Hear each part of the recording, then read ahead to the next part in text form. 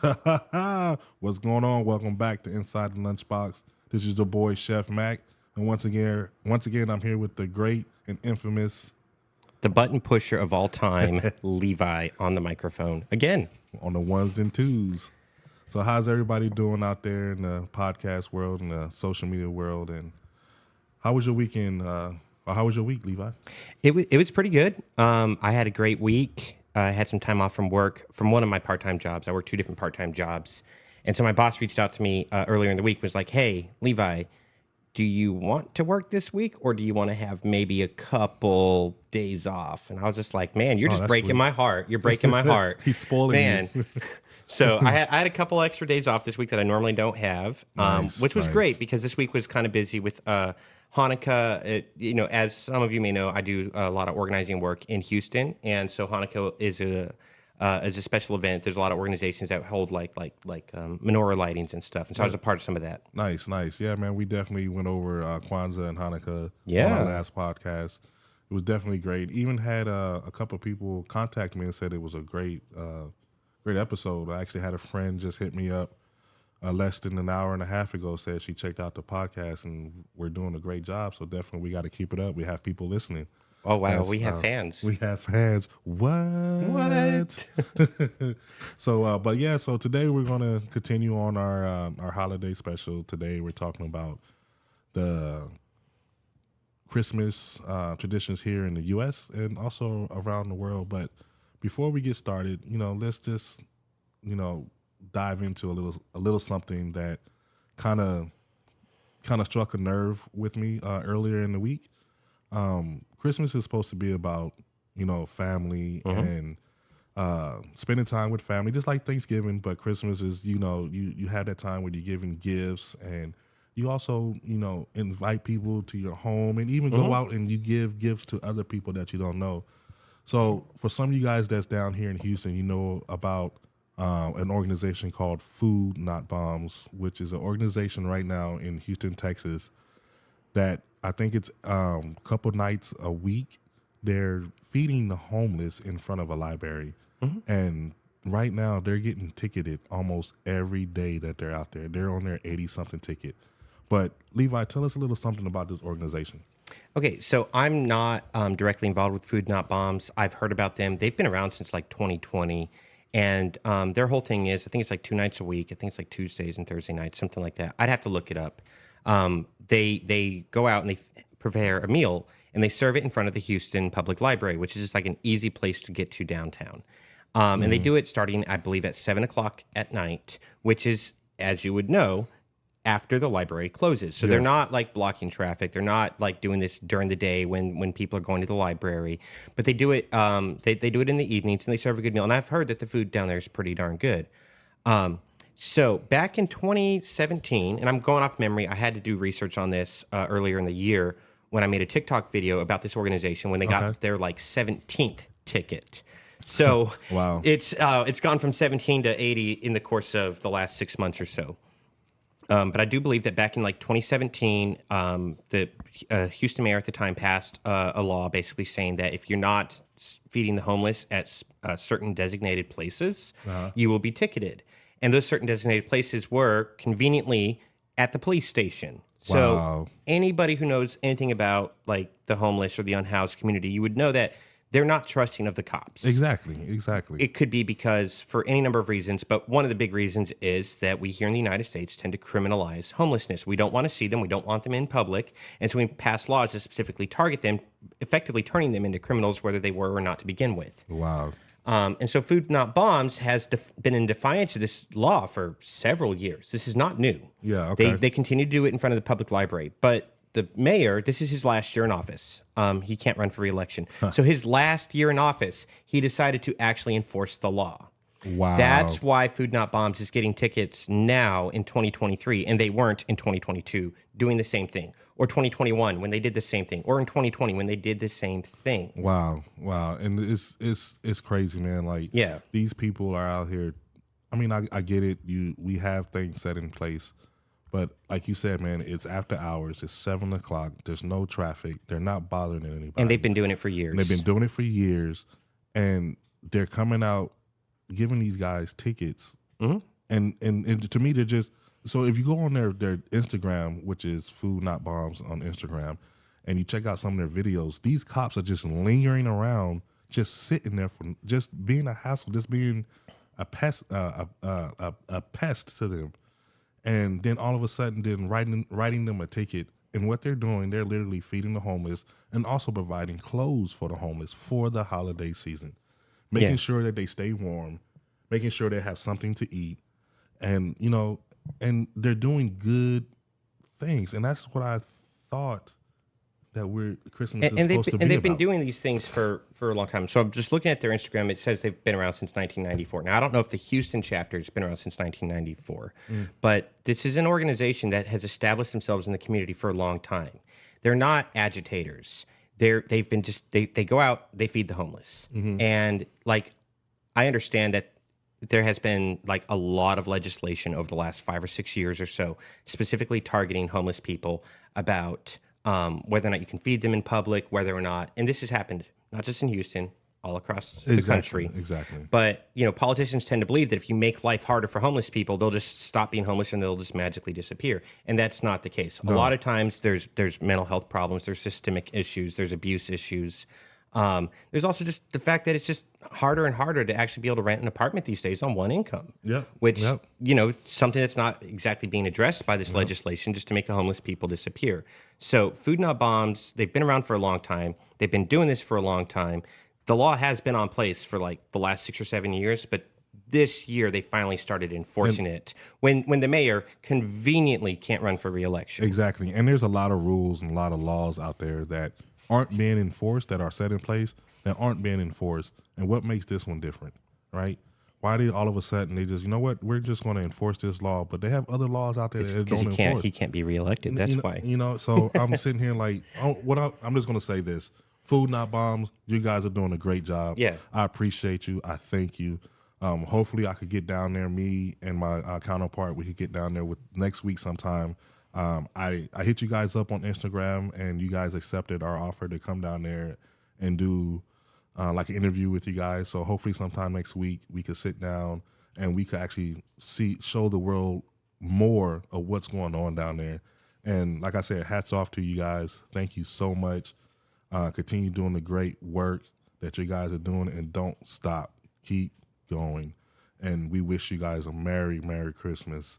And just keep doing what you're doing, man. Don't stop. There's nothing more Christmas than feeding the needy. Yeah, I mean, exactly. if you don't understand that, just go watch A Christmas Carol. There's literally a scene about homeless people living under a bridge, baking potatoes. Yep. Like, there's nothing more Christmas than taking care of our neighbors, and our neighbors include, homeless people. Yep.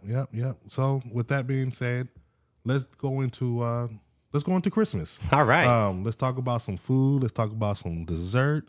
Let's talk about our experiences growing up as a kid, what we loved to do during Christmas, what our parents did to us that was funny that we didn't like. I have a couple of those stories, man. Dude, my speaking of that, man, my dad, he was infamous for taking, man. So for growing up in my household, if you looked at 10 or 15 big boxes, that's not what you actually got. Right. He would take the biggest box he could find. Oh, no. And wrap a piece of bubble gum inside that big box. Not, but he would take it even a step further. He'll take like a whole bunch of newspapers, stuff it in there, and take a smaller box, put the smaller box inside the big box, put the big box inside the small box, wrap it up, put a whole bunch of newspaper and stuff in there, and put that box inside a big, at the time, TV looking box, and you think, oh man, I got a big gift. Oh, Yeah. And then you open it up, bro. It's like, That's the hippopotamus meme. You know about the hippopotamus No, meme? no, what's Oh, that? so there's this song. It's like, I want a hippopotamus for Christmas. Yeah. So when I was a kid, one of the other kids in my church did that skit during the Christmas Okay. special service, and he started with a big box, and he would like open that big box and find a smaller box. Yeah. And it's small. Yeah, okay, And it gets okay. all the way down to the end, and it's like a Snickers bar. or Yeah, something. Snick, man. And the whole time he's doing this, the song is playing, I want a hippopotamus Yeah. for Christmas. Okay, The okay, okay. hippopotamus. Yeah. Yeah, I've never So seen that. I've always, whenever that trick about like bigger boxes to smaller boxes, I've always personally called that the hippopotamus meme. oh wow, man. That, and it used to drive me crazy, but I ain't gonna lie, man. My dad tried his hardest, and my mom, not just my Yeah. dad, my mom and my dad tried their hardest to get us what we wanted for Christmas. Yeah. And I could tell you, I was never disappointed. My mom and dad definitely made Christmas special. One thing that agitated my dad was a couple things. We'll start with this one. He always had to have a real Christmas tree. Right. No such thing. No such There's thing. no such thing as a fake Don't Christmas get tree. no fake Christmas tree. That is around- sacrilegious. No, Jesus no. Christ! Every time you put up that plastic Christmas tree, No. support tree farms. Yeah, but now my mom has talked to. I think my mom has something to do with it. Talked him into getting a fake Christmas tree. So now he has a fake. they are a Christmas lot tree. less work. You know. But growing up, man, we used to have needles everywhere. Oh, we yeah. had to water the, put water inside the base. With We go out- like the aspirin, you'd put like an aspirin there to help the tree out. Yeah. And so we was decorate the Christmas tree, and one thing that he hated was get the candy canes and put it on the tree. And me and my sister used to go and sneak the candy canes off the tree. And I swear, man, this guy would notice the candy cane missing from 100 feet, 100 yards away. Like somebody took a candy cane. So we started getting smart, man. We start taking it from the back. From the back of the tree, yeah. From the back of the tree. And then when we realized that, oh, crap, dude, we can't move any more candy canes. Like, what are we going to do? We'll start turning the Christmas tree a little bit, Yeah. just, but he would still notice it. So to this day, My we mom still- used to do something like that. She would like literally count all the ornaments on the tree, and she knew exactly. And so like, if you were roughhousing when mom and dad weren't home, and Yeah. you bumped the tree, and like some ornaments fell off, and you put it Yeah. back on the tree real quick, she knew. Yep, She knew. yep. And we'll start off with 100 candy canes before Christmas. On Christmas Day, to be 3 on there. You know, I mean, how are you possibly going to put candy in front of children and then not expect them to steal it? But I've always, me personally, whenever I do put up a Christmas tree, which isn't every year because just it's an adult, you know, I live by Yeah. myself. So, but the years that I do it, I always still get a real Christmas tree because nothing beats that first smell in the house, Yeah. that sap smell. Yeah. Like it's great. Now I understand people like the fake trees. You buy it once and it lasts 10 years and you don't have the needles. You don't have to water it. You don't have the mess. But that's half a Christmas to me. But you know what I hate about the fake Christmas trees, though? What's that? Like, I purposely hate fake Christmas trees, and I would rather deal with the real Christmas tree. Is taking it out the box and spending 3.5 hours trying to fold those things, hook the, at a the little time. hook, and try to get your Christmas tree to be full. I can never get that. Yeah, my sister has a fake tree now, which again, she's sacrilegious. I'm like, how did you possibly grow up in the same house as me and end up with a fake Christmas tree? But anyways, I 1 year I was staying at her house during the holidays, and I saw her put the tree up, and I'm Yeah. just like, that is a lot of work. Yeah. But then, like the very next year, my buddy Randy and I, we went out. We were shopping for a Christmas tree, and, and I had to like spin the tree like 3 or 4 times to make Yeah. sure I got the good tree that has. I was like, you know what?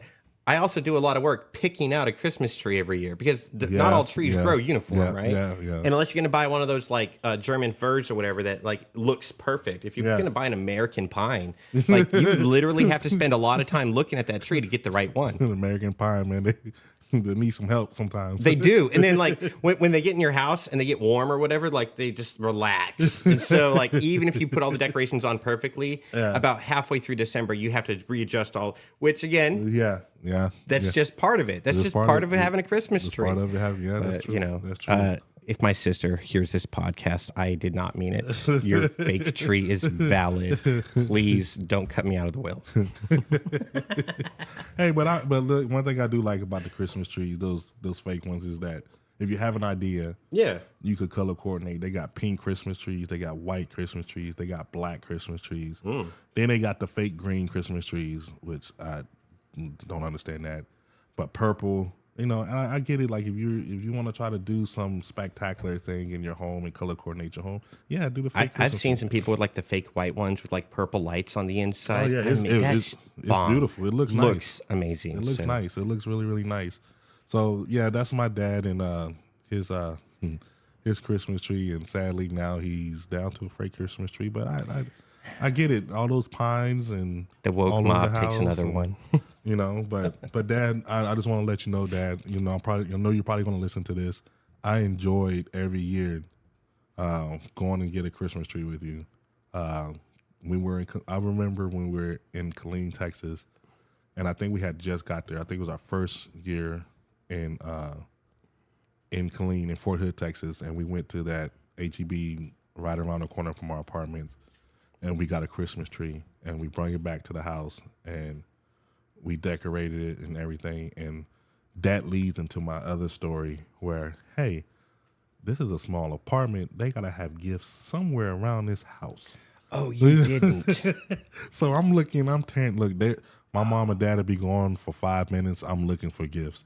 Dude, my mom was in a bathroom for like just a couple minutes, like just in the restroom. No, you know what? I went in the room real quick and I'm looking under the bed, and then I go back into the living room. And then one day, my mom stepped outside of the apartment complex, maybe for like 5 or 10 minutes, and I found a bike.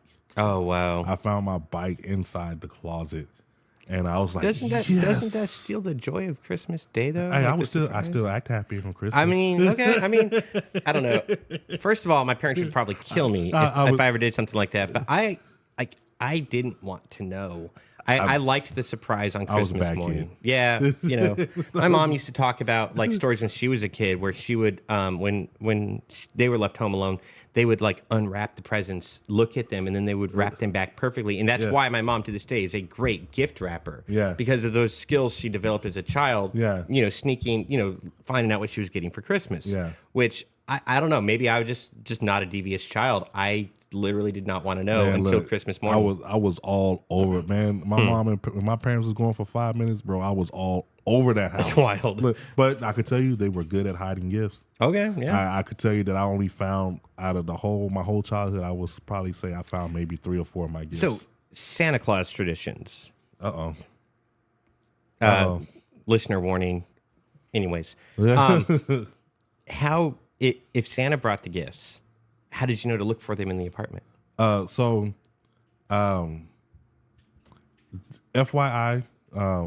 this is probably the point that you probably don't want your kids to listen to. So we're gonna take like 30 seconds to like, hey kid, go in the other room. Yeah. So we're gonna moment of silence. All right, fair warning, just let you guys know. I grew up not believing in Santa Claus. Oh, okay, yeah. And being in the church, Yeah. they don't teach. Being a Christian, they don't teach that Santa Claus is real. Right. Right. So I already knew from an early age that Santa Claus wasn't real, and I never was brought up like that. Right. To know. Now, don't get me wrong. I have no problem with with kids that their parents drink them up. I think it's great. It gives the kids something to look up to, or to like, hey, it's Santa Claus. Like I have no problem with that. Other people may say something different, but I don't have any problem with that. So I wasn't taught that Santa Claus was an actual real person either. He was more like an allegory for like goodness, and it was a tradition. Exactly. But so, like throughout the month of December, the number of presents under the tree would slowly grow as my parents would like buy more presents, because I had 4 siblings. So if they got like every single kid 2 gifts each, you're talking 10, 12 presents under the tree. Yeah, right. Yeah. So, but on Christmas morning, there was always unwrapped presents that they would put out on Christmas Eve, and those were supposedly the presents that Santa left. Oh, so if it was wrapped under the tree throughout the month of December, Santa didn't deliver those. Santa dropped off the bike you would get, or the Nerf gun, or the action figure. Whatever was unwrapped on Christmas morning was what Santa left behind. Now, I knew for a fact my parents were the ones who were buying these presents. Yeah. But that was just the tradition. That was just the Santa Claus thing. Yeah, there's nothing wrong with, and this is which is what I was expecting you to say when I asked that question. Would you just say like, well, Santa only brings like the few on Christmas Eve. Yeah. He doesn't deliver 10 gifts for every kid. It's just the 3 you find on Christmas morning unwrapped. Exactly. And like I said, I had no problem with it. Yeah.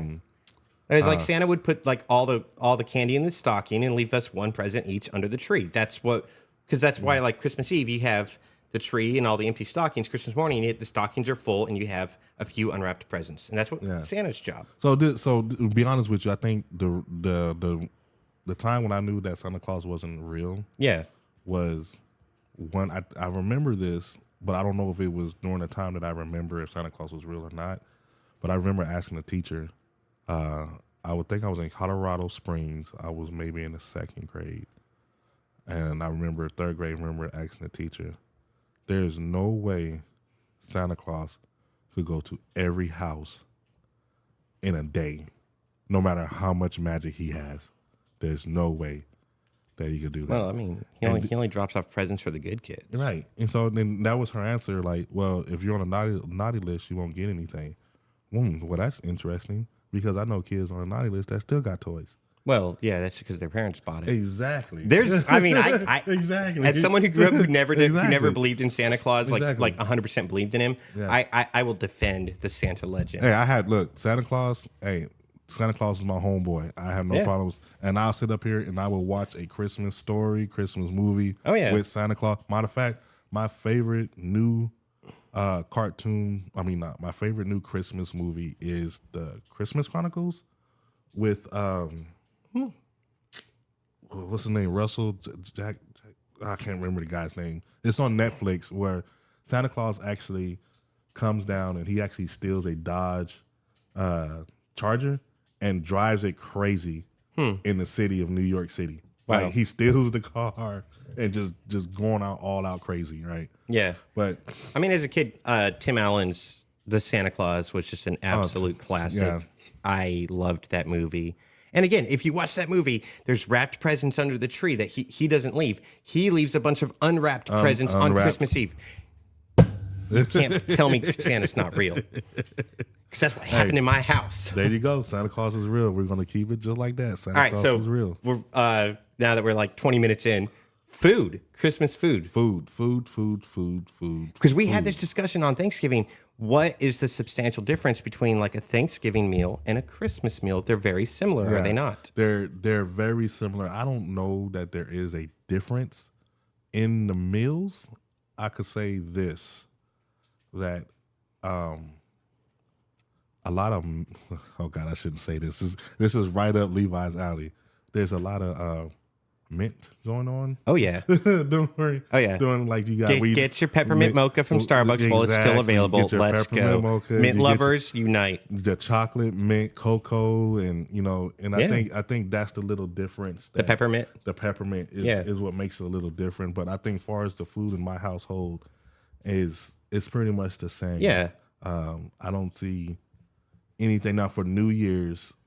We kind of do like the black eyed peas Okay, yeah. for New Year's, like a New Year's resolution or whatever. But for Christmas, man, we still do. Oh, you know what? We don't do turkey for Christmas. Oh, tell me. Yeah, we don't do turkey. We do other meats besides turkey. Okay. Some people do turkey, but we really don't do the turkey for Christmas. I grew up like as a little kid, we had the turkey for Christmas, but then throughout the years, we stopped doing that and we started having other meats as well. Okay. Like as my dad got better off financially, we would start doing like steak on Christmas because my dad loves to cook steak and he's pretty good at cooking steak. So that was something, so like Christmas morning, we always had like snacks and we had like hors d'oeuvres and stuff like that. While we're unwrapping our presents and having a good old time, sometimes my dad would make our classic breakfast burritos in the morning. Okay. Which I can make and are pretty darn good. But then like after like the presents were unwrapped and everything, he would start throwing steaks on the grill and that's what we would have for Christmas dinner. And I'm talking like I was 14, 15, but still got presents for Christmas. It's just a good time to be had.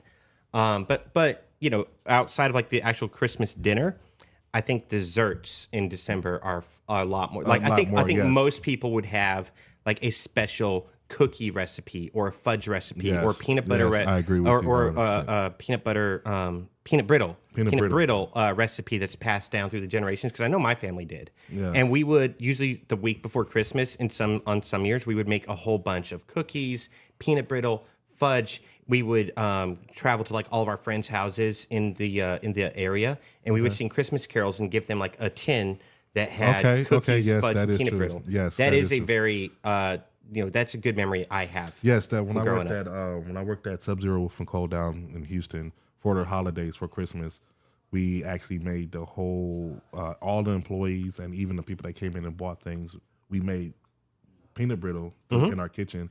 And we probably had about 1,500 metal cans that we would put in the. Wow. Yeah, we did. We did a lot. Then we got done. You we did still not had screw around. Dude, and then when Chris, we were still giving them out like a month into it. Oh, yeah. You know what I'm saying? But yeah. So another thing that kind of changed the subject a little bit is one of the things I've always wanted for Christmas. My biggest gift. Oh, yeah? I always wanted for Christmas. It wasn't materialistic. I didn't want a toy. My number one gift is that I want to wake up on Christmas with 2 feet of snow and it's snowing like crazy outside. That happened one time to me as a kid. So we lived in New Mexico at the time where you have snow, but you don't always have snow the week of. Usually Yeah. the snow starts heavy in January, February. And my great grandparents had bought us all a bunch of sleds and stuff because we'd moved out on this new property where we had like 4 acres of land. We were out in the sticks, and we had like this great hill that we could like potentially snow sled down. So Christmas morning on the year 2000, or Christmas Eve in the year I think it was like 99, coming into the year 2000. No, it was 2000. No, it was 99. I'm sorry. I'm getting my story wrong. But like it started snowing on Christmas Eve. And we were all super excited because no, I didn't know I was getting a snow sled for Yeah. Christmas. Nobody Yeah. knew, but my parents knew. And so by Christmas morning, we had at least 2 foot of snow all over our property. And we got these sleds for Christmas. And my grandpa came out and we spent the whole afternoon just sledding down a hill. Yeah, oh, that is awesome. That is hands down That is the awesome. best Christmas of awesome. my life. That was just the best year. Now I've had a lot of white Christmases, and when I was in Germany, I actually woke up Oh yeah. and it was snowing. I was thankful for it, but I wanted a little bit more. So I guess Yeah. you could say I actually did experience that. Yeah. But living in Germany during, I actually woke up and it was just so much, dude. It was like 3 feet of snow, and it just made my freaking day, man. That's awesome. And like, even now, being 40-year-old man, chances are very slim here in Texas. And getting slimmer by the year. It's getting warmer down here. Do you remember know- like 2003, 2004, where it like actually snowed Yes. in Houston on Yes. Christmas? Yes. That was like the first year we had moved to Houston, and it was like a couple inches. It was nothing, but like it was this really big deal. Dude, I was That was like 20 years ago. Man, I'm I was old. staying on 1488 here in Houston or here in Conroe, and my oldest son was probably about 3 years old, maybe a little bit younger or older, I don't know. And it actually snowed the night before, and then it was snowing all throughout. It was like little sleet or whatever. Yeah, it was- and it stuck on the ground. So I woke up. I said, "Hey, there's snow on the ground." I literally went in, closed the blinds, went back, took me a shower, put my clothes on. It was right around 11 o'clock, 11:30. I walked outside, no snow. It was all melted. Like Texas just said. That's Houston for you. That's I was Houston like- for you. I was like, wait a minute.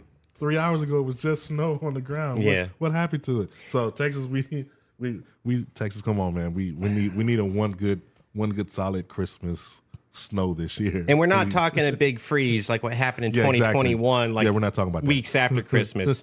Land that shit on the 25th of December. Let's go. Let's go Christmas. I'm predicting the weather. You know what's so just like as we're getting near the end here, you know what's like this is called Inside the Lunchbox. We Yeah. haven't actually talked about food that goes in the lunchbox yet. I want to change that real quick. Okay, let's go. The Let's go. best part of Thanksgiving and Christmas turkeys, the absolute best part is the week after where you have like yes. all the leftover Yes. turkey and you Yes. put it on on bread and Yes. you eat that stuff for Oh, lunch. dude, yes. That is the best part. Yes. Is the handmade turkey sandwiches the week after. dude. Give me some That's actually inside the turkey lunchbox. and some cheddar, like and like put it in the oven and let like a turkey melt. Oh, Yeah, geez. and put God. like a heavy dosage of mayonnaise on both sides of the bread with Okay, the turkey. you lost me on the. Well, mayonnaise. I'm white, so. Yeah, you lost- Anyways, Have you ever seen Undercover Brother? You see Undercover Brother? We need to watch I that. may have years ago, but yes, like you take that dark meat turkey and you put a little bit of mayonnaise on some bread and you put that with some cheese. Yeah. Oh, it's good. That's a great lunch. That's a So great mayonnaise lunch. mayonnaise is like black people kryptonite. Like, Yeah. But Well. now Miracle Whip is different. Oh come on! I don't I don't like Miracle Whip too much neither. But here's the thing: I'm not a big mayo fan. Okay. But I like making aiolis, and aioli is a mayo based sauce. Okay. But I take a chipotle lime aioli or a cilantro lime aioli. Those both sound great. I'm from New Mexico, where that is normal food. Yeah. So the aiolis, I'm all for it, but for some reason, and here's the I'm thing. just talking about like a 14-year-old like sneaking out some turkey out of the fridge after Christmas, putting a little bit of Yes. mayonnaise on 2 slices of bread and eating that Yes. for lunch. Yeah, Yes. like that was just those were just the best times. But here's I'm not a some- big mayonnaise eater myself. Since we're speaking of mayonnaise, real Yeah. quick before we go, I'll give you 2 facts about mayonnaise.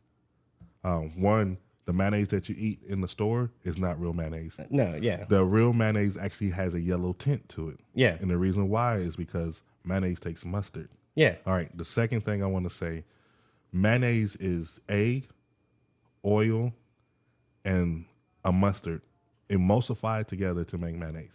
That is the real mayonnaise. So the mayonnaise that you get in H-E-B or Kroger's, the Duke's brand, that is just a processed mayonnaise to make it last longer and for them to be able to sell it. If the real recipe has a yellow tint and it's made with Dijon mustard. Dijon. Great poupon. Yeah. So, hey, folks, this episode was a blast. Real quick, we want to thank the what is it called? Food Not Bombs. Food Not Bombs. We want to thank you guys for everything that you're doing, the services you guys are providing. We want to invite everybody out there for Christmas. It's right around the corner. Go buy a gift for somebody. Invite somebody into your home. Invite somebody for something to eat. Show your love. Spread the word. And remember, man, that's what it's all about. It's all about sharing and giving, and showing your love. So, Levi, do you have anything else? Just have a Merry Christmas. Have a Happy Kwanzaa. To all of our Jewish listeners, I hope you guys had a great Hanukkah. Yes. I know I had some good times at some of the events I was invited to, so thank you for inviting me, an outsider, to your events. And be safe. New Year's is coming up, and as a lot of us may know, that is the #1 drunk driving day of the year. Yes. So please have a safe New Year's. Yes. Have a great Christmas. Drink responsibly. Have a happy Kwanzaa, and stay away from Miracle Whip and fake Christmas trees. Oh, man, that is awesome. Our Miracle Whip subscribers just plummeted. Yeah, I know, right? Exactly. Man, this was a great show, man. Great show. All right, love you guys. You guys have a great day, and we will see you in 2024. See you. Is it 2024? I think so. I thought we had one more. Do we have one more? I thought it was one more. It's going to be real close. It's going to be real close. Maybe no. That's our by the time they hear it, it will be 2024. Yeah, I think it's our New Year's one. But all right, anyway, all right. Have fun. Merry Christmas. Love you guys, and Happy New Year.